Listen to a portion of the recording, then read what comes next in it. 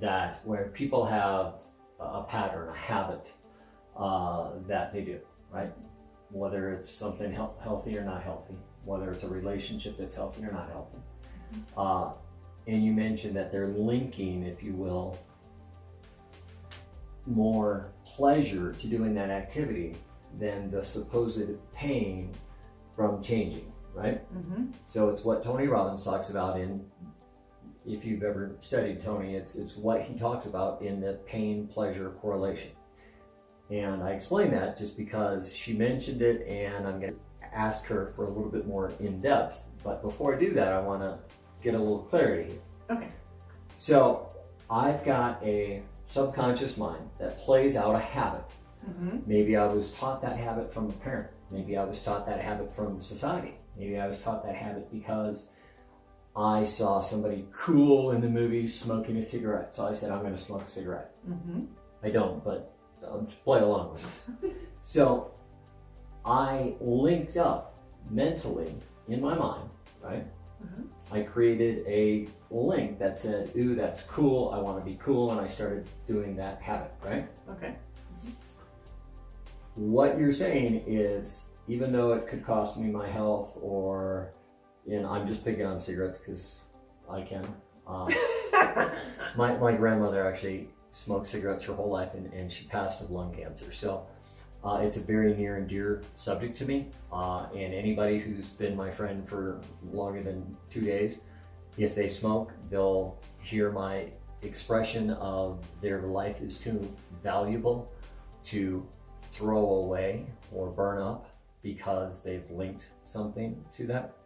And so therefore, my question to Jeannie is this: how do I reframe something in my own head so that I can make a choice away from what I perceive to be more painful, right? Which is to quit smoking in this example. So if we use just that example, and again, you can apply it to anything, but in the example to quit smoking, my mind says I link more pain to quitting than to actually quitting. How can I make that quantum leap, as you call it?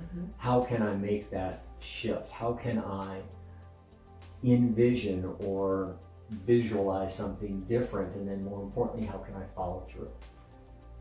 All right, well, as you can imagine, if you have a really strong attachment to something that is not empowering you, you have to find a way to replace it with something that does empower you. Could be something very small. It could be something where it's every time that you're about to go, say, smoke a cigarette, you still go out there, you don't smoke the cigarette, but you take up a different task instead that you love. You do something else that you really love, whatever that is. It could be a journal and a pen in your hand. You're just gonna write during that 10-15 minute break where you'd be standing outside and doing that. You could be having a cup of coffee. This gentleman here loves his coffee. He told me the other day only I come before his coffee, probably. Well, her... And the dogs. The dogs. My Indian motorcycle and then coffee, but yeah. Now, you'll be saying, well, what if I love coffee with cigarettes? Then what do? Pick something else, slide it in there.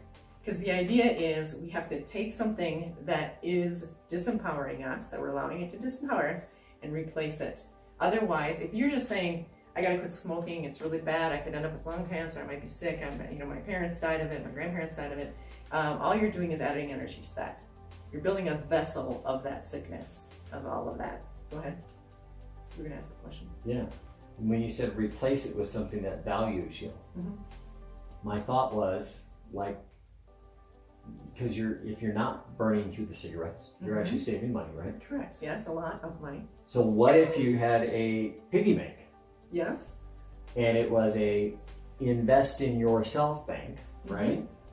And instead of every time you didn't smoke, you put $1 in there, right? Or a quarter or whatever it is, right? But cigarettes are like $10. So I mean, you could literally take a pack of cigarettes, turn that $10 bill into quarters and just plug quarters in this thing every time you didn't take a smoke. And just don't touch it and see what it does. And an adjacent angle to that, if you are a person who doesn't really necessarily love to waste money. Maybe you're even resentful of the fact that cigarettes have gotten to $10 a box or whatever. And you say, you know what I'm gonna do? I'm gonna take that box, the cigarettes are going, I'm gonna stick the money in the box. And every time I go out to that stoop to have that cigarette, I'm gonna get myself ready to light up that $10 bill. Because all of a sudden you've changed something of like, okay, this is more painful to do this and to keep doing this than if I say I'm not gonna smoke that cigarette because I don't wanna be burning my money out the door and through the air.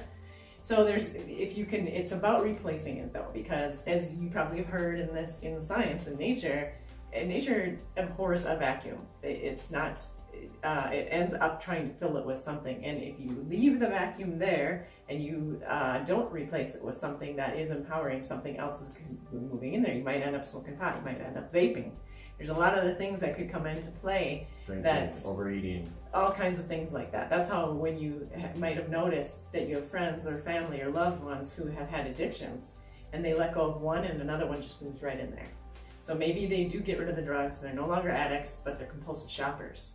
Or they end up having a lot of liaisons and relationships, and it changes the tone of everything. So it's really essential that you have the replacement of things it's going to happen for that. So they're announcing something here. They like to affirm things, that's for sure. Yes. And in that note, that goes with anything in life, that if you have something that isn't really calling to you anymore, like it's just kind of like halfway there, the juice is kind of there, but not really, it's time to replace it, or remove it and allow whatever wants to come into your life to be brought in. Because you can let your life lead you. You can let your essential self lead you in a different pattern. Getting in touch and going, coming to those places of like, I know this isn't empowering me. This is really, down to, I know that when I eat this food, tomorrow I'm not going to feel that great. I know that. So then you think, okay, what can I replace that with? That all of a sudden I have just as much fun eating it. Because it's not about removing pleasure. It's about finding a different source of pleasure that still gives you that empowered feeling. Does that make sense? So if somebody has, say, substituted smoking for working out and they become really into working out, that A, it's healthy for them, B, it's a healthy replacement. Mm-hmm. Yep, absolutely. Yeah, because what happens for a lot of people is they get stuck, they say. They tell me I'm really feeling stuck in this, in a pattern that isn't feeling empowered at all. It's feeling very depleted. They're feeling like they don't have energy, they can't sleep, or they're having to take naps because they just feel drained, or no matter where they go or who they're around, they're not feeling that great, and it just catapults itself and continues to do that, and they think that's the normal. Like that's the reality, that's just how it is. And they don't question, wait a minute here, I wasn't always like this, I didn't arrive like this, I have another way of living besides this. And then starting to pull out those things that you're like, yeah, this isn't it. Even down to quitting saying yes to everything that you don't really want to do. You don't want to attend to something. You don't really want to go and do something. When you say no to something that your joy isn't in, you're just saying yes to opening the door of something that could be really joyful. And really, how good are we if we keep showing up for things and we don't really want to be there? We don't really want to, present or share what it is that we are. We don't feel like we're connected to whatever that group is, but we still make ourselves. What good are we? Because obviously the people around there are going to sense they don't really want to be here. They'd rather be somewhere else. And I'm starting to feel resistance, and they're starting to feel resistance, and then what? Mm-hmm. So it's about, really allowing yourself to move towards more joy too, on a daily basis, being consistent with it. And checking your ideas of reality and what's fact, because those realities can constantly... As the dogs are playing, I was smiling about that earlier. Not her subject, but the fact the dogs are playing on the back here. Yeah, they're playing because they're saying, what happens? Why do we allow ourselves so much play when we're growing up as little kids, and then we get into this more adult states and we think that life is, how many different ways do we use the word hard? Hard work. I have to work on myself really hard. I have to go work out.